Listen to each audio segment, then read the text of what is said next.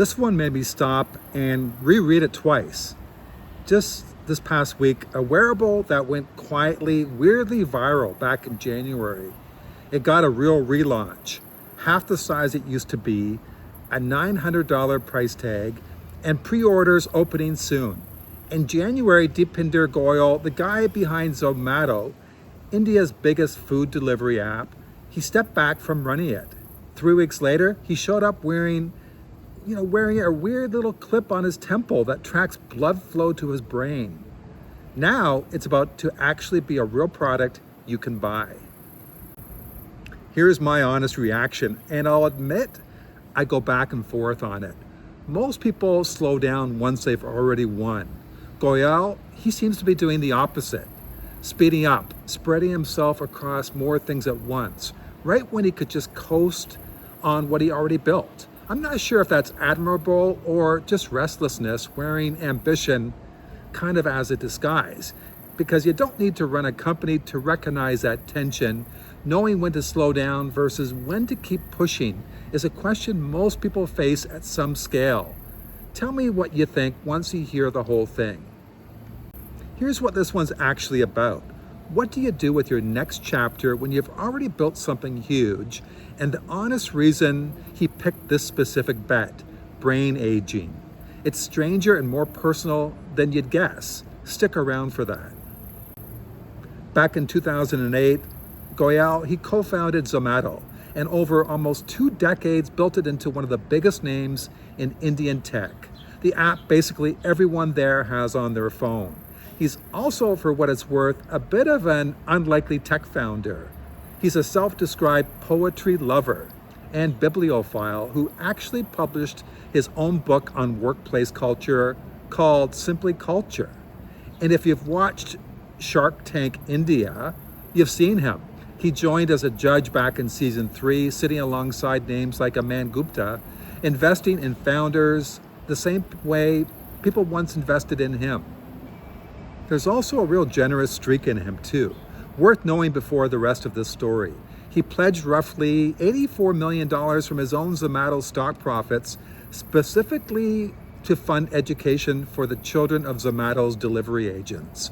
Real numbers, around $600 per child for agents who'd worked 5 years or more, scaling up to about $12,000 a year for families hit by an accident or serious illness. Not a press release gesture, actual money actually earmarked for the people who spent years riding scooters through traffic to make his company work. On January 21st, he announced he was stepping down as CEO of Eternal. That's Zomato's parent company, moving into a vice chairman role instead. His own words about the move: room to explore new ideas that involve significantly higher risk exploration and experimentation. That's corporate speak for something much weirder than it sounds. Because the thing he'd already been quietly pouring money into, a device called Temple. He's put more than $25 million of his own money into it, not the company's money, his. And here's what comes next. Temple isn't just some general wellness gadget. It's built around an idea Goyal calls the gravity aging hypothesis. The theory, in plain terms, I guess humans spend most of their lives upright and gravity's constantly pulling blood down toward your feet, which means your heart's working harder than it should just to keep your brain fueled. Over decades, Goyal's bet is that this struggle quietly wears down brain function, contributes to aging itself. Temple is a small sensor you wear near your temple that tracks blood flow to your brain in real time, trying to actually measure that struggle. And just this past week, he showed the device off again, except now it's less than half the size of the original prototype. His own words, the smallest wearable on the market and the most powerful. Pre-orders for a limited launch edition are opening soon, with shipping planned before the end of the year. Expected price, according to Indian business press, somewhere around $900. This isn't a concept anymore. It's about to actually be a real product people can buy. And one real notable person's already been spotted wearing it, and that's Olympic badminton star PV Sindhu. Worth knowing how Goyal's actually positioning it now too. He's called Temple the ultimate wearable for elite performance athletes, putting it in direct competition with Oura, and Garmin, companies that have spent years refining recovery and performance tracking.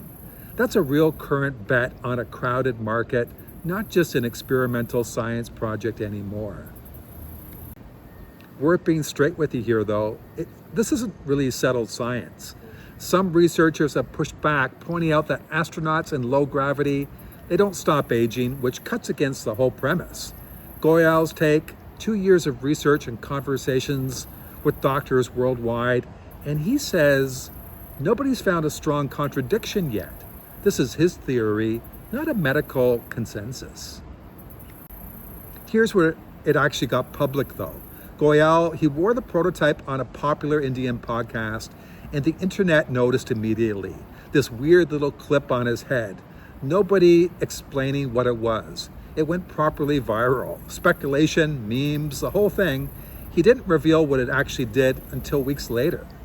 Worth knowing too, Temple isn't even the only thing he's building right now. He's also co-founding LAT Aerospace, an aviation startup, and backing a separate longevity-focused initiative called Continue Research, all at the same time. This isn't a man who's stepped back to slow down. He stepped back to build more things, just on his own terms. In February, he took Temple properly public, raised $54 million in a friends and family round, valuing the company at $190 million. Real detail worth sitting. More than 30 of his own employees put in their own personal money at the exact same valuation as the outside investors. No special discount, no insider deal. People who work for him decided to bet their own savings on this alongside him. Since then, Temple's run an employee stock buyback at a valuation nearly double that, $375 million, and is reportedly targeting $500 million for its next round. So here's what I think actually explains this pivot though. And it's not really about brain science at all. As Zomato grew past a certain size, Goyal admitted something most founders never say out loud. It got too hard to do the creative, hands-on work and run the whole company at the same time. He realized his actual job had become the business side, not the building side. Stepping back wasn't him running from Zomato failing. It was him choosing to go back to the part of building something that he'd actually missed. So here's what this one actually proves. Sometimes walking away from the thing you built isn't about the company struggling. It's about noticing you've become someone whose job is managing something instead of making something, and deciding you want that feeling back before it's too late to chase it. If you want the deeper version of this, real accounts of what actually happens after people walk away from something huge, I wrote a free book about it, After the Exit, and the link's in the description. You don't need to run one of India's biggest apps to know that feeling, the itch to build something with your hands again, even after you've already made it. So comment below.